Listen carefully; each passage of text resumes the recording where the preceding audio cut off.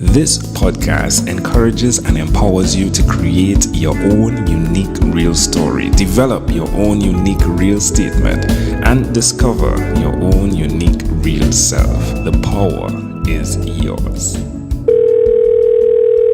Good night, Sherri Simmons. How are you doing on this wonderful, beautiful night? I am doing great. How are you? I'm excellent. Thanks for asking. What part of the world are you in right now? I am in Chicago, Illinois. All right. So, what's the weather like there now?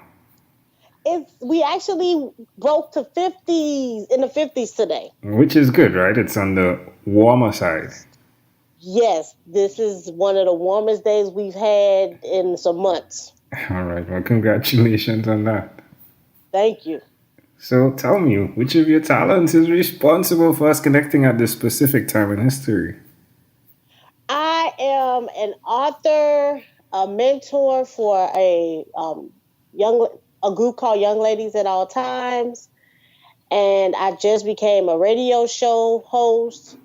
So just taking my book and expanding it so that I can help more people to take care of themselves underneath the hat, which is the name of my book. All right, underneath the hat. So, tell me a bit more about underneath the hat, taking care of yourselves. So this book is actually based on my life and the lessons and purposes that I learned about myself going through my first marriage, which ended in divorce due to infidelity.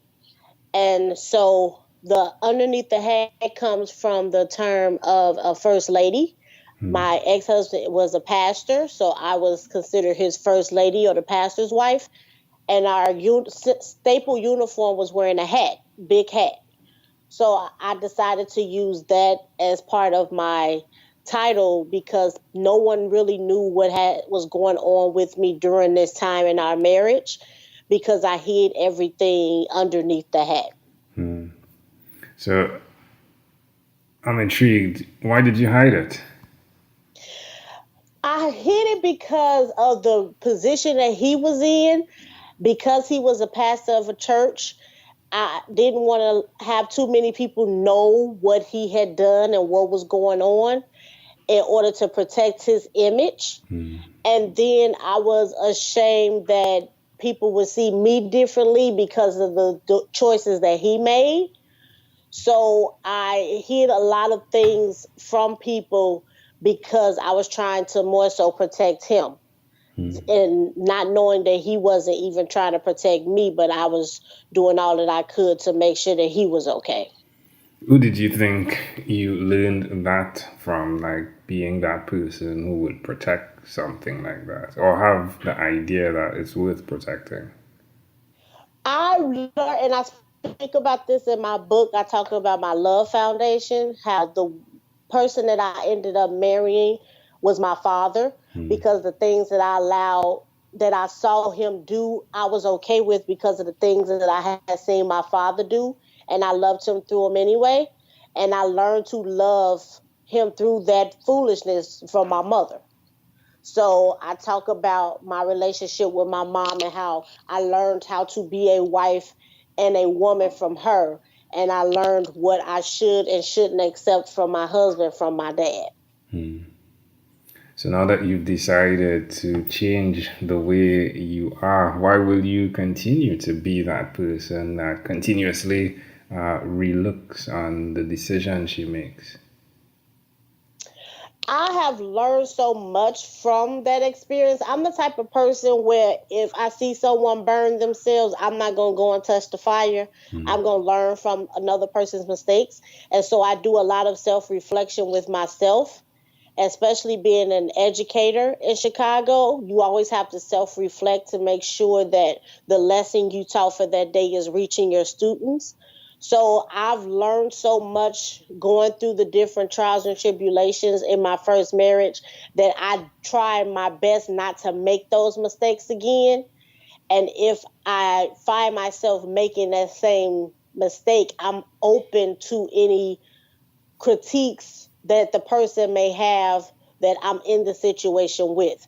So I'm always opening myself up now more to be more observant of what I'm doing and the part that I play, as well as being mindful of the role that others play as well. That's amazing, Sherri. Congratulations on that. I think it's something that is made by a decision, and then the action follows, and you're definitely doing that, and you're helping others as well. So congratulations and well done. Thank you. Tell me one other thing you've done consistently over the last 3 years, please. Oh, the one thing that I've done consistently over the past 3 years is I have continued to live my dreams out loud. So with because of my relationship with my ex-husband not working out, I grew closer to God. And from that relationship, I've realized that I've had so many ideas and dreams that I've wanted to happen, but I've been afraid to go out there and do them. And once my relationship with God began to flourish, I've realized that everything that I've needed to make my dreams come true, I've already had them. Wow. Whereas before I was looking for things in other people, i.e. my ex-husband, not realizing that I had everything that I needed. And so once God removed him from my life and allowed for me to be by myself for a period of time, I became closer to him. And he helped me to see that the gifts and talents that I needed in order to make my dreams come true, I already had at my disposal. How does that make So you for the feel? Like looking back from now to then, how does that make you feel? I at first thought that I had wasted so much time because I was with my ex-husband for 16 years. But I realized that the time that I was with him was, I compare it to a butterfly. I was in the cocoon. I was preparing myself during those 16 years to experience these things and to sit quietly and to be observant of the things that were going on. Even the things that I missed, there were still traits or little red flags that were around that I wasn't paying attention to. So that part of my life that I at first thought was a waste of time was actually preparing me for where I am now and where I'm about to go. Suggest to someone that's listening, someone who may be in that place where you were, why they should do what you've done. I believe that everybody has a purpose, and my purpose just happened to come from pain. I had to go through all of that hurt in order to get to where I am now, where I'm being transparent and open and sharing my story with women and men who are going through the same things. And so for anyone out there that is in the same spot as I am, not sure what they need to do to move forward, my biggest piece of advice would be to be still. I think we're so distracted by all the things that we have going on, with so many people telling us things and us moving so fast, trying to avoid what has happened to us. We just need to sit in it and let it do what it needs to do. Let us feel what we need to feel so that we can make the right decision. And so being still was the biggest thing that I've done, which allowed for me to be where I am now. Sherri, what's the best place for someone that's listening to connect with you? The best place is on Instagram and also on Facebook. They can find me at Underneath the Hat on both Facebook and Instagram. Or you can also go to my website, SherriSimmons.com, SHERRI Simmons, SIMMONS.com. Love it. All right, Sherri, let's switch gears for a moment now. Let me invite you into my time machine that is surrounded with beautiful, warm blue Caribbean water. Sherri, what's your earliest childhood memory? Ooh, my earliest childhood memory has to be when I was 10 or 11 years old. Christmas was a big deal in my house. And I can remember just as clear living on 43rd and King Drive and having this big, massive tree in the corner of our living room with all of these boxes and presents underneath it, and being able to open all of these gifts that we had asked our mom and dad for, and everything we wanted was underneath that tree. That's intriguing. So why do you think this memory is so clear? I think this was around the last time that both of my parents were actually living in the same household. It was right before they got divorced, was separated and then divorced. So this was the last memory I have of all of us being together before they split. If we look to the gifts, right, and the picture of the gifts, like how do you see that connecting to who you are today? Those gifts, that's a good question, and I know the connection. Those gifts being underneath the tree are a representation of the gifts that I have in me that I did not realize that I had underneath the hat. Boom! Love it! Ooh, well done, well done, well done. Love it, love it. All right, my friend. Yeah. If we fast forward to when you were 12 years old, what was your favorite song?